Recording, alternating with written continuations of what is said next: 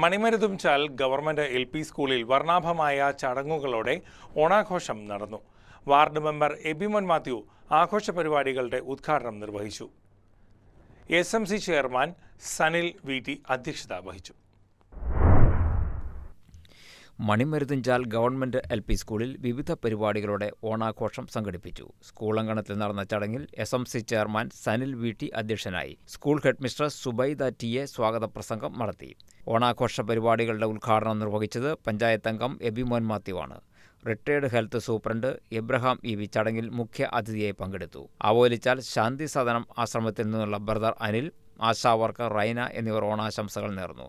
ആഘോഷ പരിപാടികളിൽ മാവേലിയായി വേഷമിട്ടത് മാസ്റ്റർ ആദിൽ അനീഷാണ്. വിദ്യാർത്ഥികളും അധ്യാപകരും രക്ഷിതാക്കളും ചേർന്ന് മനോഹരമായ ഓണപ്പൂക്കളവും ഒരുക്കിയിരുന്നു. തുടർന്ന് മലയാളി മങ്ക കേരള ശ്രീമാൻ മത്സരങ്ങളും നടന്നു. കുട്ടികളുടെ വടംവലി ഉൾപ്പെടെയുള്ള നിരവധി ഓണക്കിളികളും പരിപാടികളുടെ ഭാഗമായി ഉണ്ടായിരുന്നു. ആഘോഷങ്ങളുടെ ഭാഗമായി വിപുലമായ ഓണസദ്യയും ഒരുക്കി.